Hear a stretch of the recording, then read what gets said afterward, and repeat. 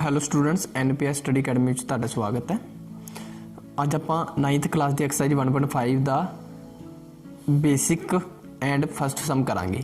ਕੁਝ ਬੇਸਿਕ ਕੁਕੂਲਾ ਜਾਂ ਫਾਰਮੂਲੇ ਕਹਿ ਲਓ ਜਾਂ ਆਇਡੈਂਟੀਟੀ ਕਹਿ ਲਓ ਆਪਾਂ ਕਰਾਂਗੇ, ਜਿਸ ਵਿਹਾਵ ਤੇ ਤੁਹਾਨੂੰ ਅੱਗੇ 1.5 ਦੇ ਸਮ ਕਰਨ ਵਿੱਚ ਈਜ਼ੀ ਹੋਏਗਾ। ਇਹ ਜਿਹੜੀਆਂ ਬੇਸਿਕ ਥਿੰਗਸ ਜਾਂ ਫਾਰਮੂਲੇ ਜਾਂ ਆਇਡੈਂਟੀਟੀਆਂ ਹੋਣਗੀਆਂ, ਇਹ ਤੁਹਾਡੇ 10th ਵਿੱਚ ਵੀ ਬਹੁਤ ਜ਼ਿਆਦਾ ਕੰਮ ਆਉਣਗੀਆਂ, ਇਸ ਲਈ ਤੁਸੀਂ ਇਹਨਾਂ ਨੂੰ ਚੰਗੀ ਤਰ੍ਹਾਂ ਯਾਦ कर लेना।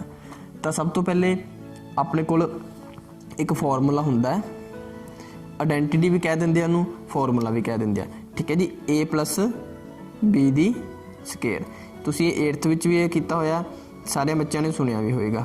A plus B the square तो इत्थे देखो A ते B है, उनकी जगह कुछ भी हो सकता है, ठीक है जी। कोई न्यूमेरिकल डिजिट भी हो सकता, 1 2 3 4 5 6, X भी हो सकता, Z भी हो सकता, कुछ भी हो सकता।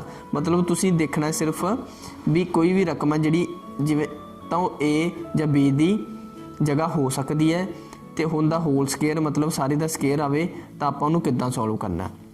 तो एक बार तुसी इत्थे याद रखो, जो आप सम करांगे तो तुहानूं अंडरस्टैंडिंग हो जाएगी। A प्लस B की स्केयर आ, उनका जिहड़ा फार्मूला की हुंदा A square plus B square plus 2AB, ठीक है जी। जेकर अपने को इदां दी कोई स्टेटमेंट आती है तो आपको किद्दां लिखना सॉल्व करके A दी स्केयर पहला कल्ले A दी स्केयर आ जाएगा, फिर B दी स्केयर आ जाएगा, फिर 2A तो B आ जाएगा। तो दूसरी की है अपने को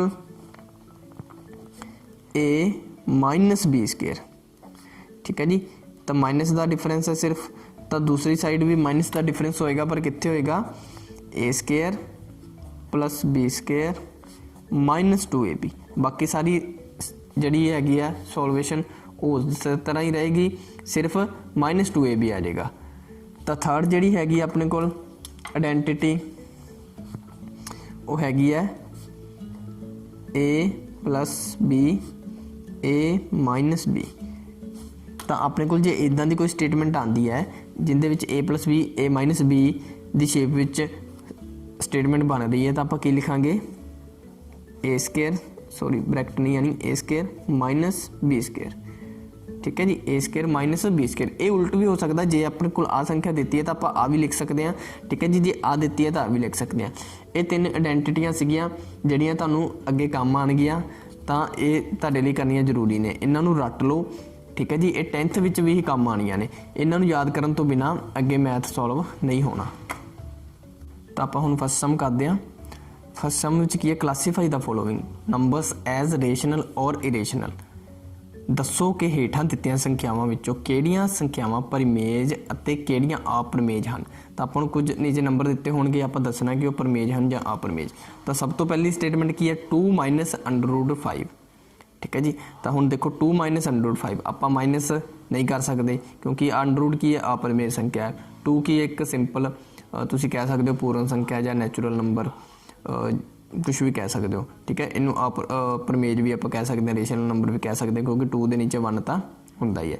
तो ये पूरी संख्या फिर की बन जाती है इरेशनल अपरमेज। इत्थे तुसीं एक गल नोट करनी है कि आपां जदों भी किसी रेशनल नंबर विचों रेशनल नंबर दे नाल किसी भी इरेशनल नंबर नूं चाहे माइनस कर दो, आ इरेशनल नंबर है, ठीक है जी।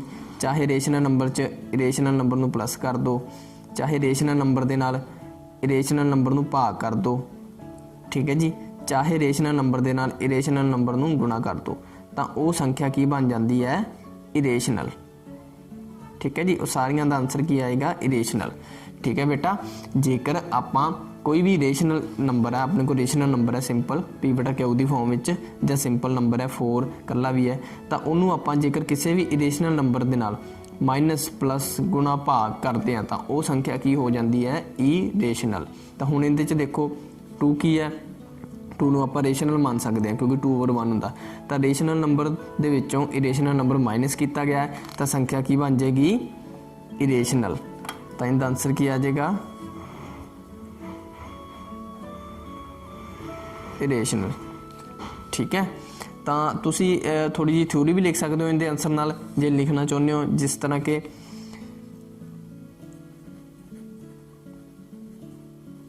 प्रमेज संख्या विचों अपरिमेय संख्या घटाई गई है, इसलिए संख्या रेशनल है। ठीक है जी, इंग्लिश वाले भी लिख सकते हैं, since rational number is subtract from rational number, so number is rational। ਤੁਸੀਂ ਇਹਦੀ ਐਕਸਪਲੇਨੇਸ਼ਨ ਵੀ ਦੇ ਸਕਦੇ ਹੋ ਜਾਂ ਸਿੰਪਲ ਇਰੇਸ਼ਨਲ ਜਾਂ ਰੇਸ਼ਨਲ ਵੀ ਲਿਖ ਸਕਦੇ ਹੋ। ਠੀਕ ਹੈ ਜੀ, ਇਹ ਤੁਹਾਡੇ ਤੇ ਡਿਪੈਂਡ ਹੈ ਕਿੱਦਾਂ ਤੁਸੀਂ ਕਰਨਾ ਚਾਹੁੰਦੇ ਹੋ। ਤਾਂ ਹੁਣ ਸੈਕਿੰਡ ਸਮ ਕੀ ਹੈ, ਤਾਂ ਸੈਕਿੰਡ ਸਮ ਆਪਣੇ ਕੋਲ ਹੈਗਾ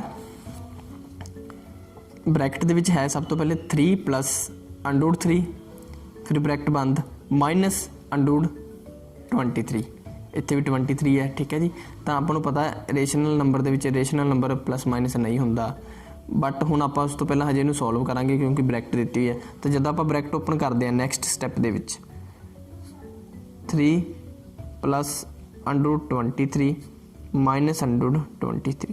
ठीक है जी, हुण देखो 23 ਦੇ ਵਿੱਚੋਂ अंडर रूट 23 ਦੇ ਵਿੱਚੋਂ अंडर रूट 23 माइनस करांगे तो की बन जाऊगा 0 इक्वल टू तो कल्ला की रह जाऊगा 3 प्लस 0, तो अपने को की आ जाऊगा 3। 3 ਨੂੰ ਆਪਾਂ ਕੀ ਲਿਖ ਸਕਦੇ ਹਾਂ 3/1। ठीक है जी, equal to P over Q। P over Q की फॉर्म में लिखा गया, Q भी 0 नहीं है। ठीक है, Q यही कंडीशन होंगी ना भी Q 0 नहीं होनी चाहिए, Q is not equal to 0, तो Q अपने को की है 1, तो एक ही है रेशनल नंबर, रेशनल नंबर। तो हुण देखते हैं तीसरा सम। तो तीसरे सम में अपने को स्टेटमेंट की है 2 under root 7 over 7 under root 7। तो इनू भी आप जो सॉल्व करते हैं 2 under root 7 over 7 under root 7। ठीक है जी, तो अंडर रूट 7 के नाल अंडर रूट 7 कट्टिया गया क्योंकि ऊपर भी अंडर रूट 7 आ नीचे भी अंडर रूट 7 आ, तो सिंपल अपने को की रह गया 2 ओवर 7। तो एक किहड़ी फॉर्म दे विच हैगा P बटा Q की फॉर्म दे विच हैगा Q is not equal to 0, Q 0 नहीं है क्योंकि Q की वैल्यू की है 7 है। ठीक है, तो ये सारिया कंडीशन फॉलो कर रही है। तो 2 over 7 under root 7 over under root 7। ठीक है जी, इज द रेशनल नंबर। तो ये की है एक रेशनल नंबर है। तो नैक्सट सम देखते हैं, फोर्थ सम की है 1 ओवर अंडर रूट 2। तो जिस तरह पहले सम में दसिया सी कि हुण 1 की है, 1 एक सिंपल नंबर है, तो अंडर रूट 2 की है एक इरेशनल नंबर है। तो जदों भी एक मतलब 1 नूं आपां 1 ओवर 1 भी लिख सकते हैं, तो वो की है इरेशनल नंबर है, जां उन्होंने पूर्ण संख्या कह सकते हैं, नैचुरल नंबर कह सकते हैं। ठीक है जी, तो उनके नाल एक जिहड़ी है अपरिमेय संख्या इरेशनल नंबर की है डिवाइड हो रही है, यानी कि भाग हो रही है, तो ये की हो जाएगा इरेशनल नंबर। तो इनका आंसर क्या आ जाएगा इरेशनल।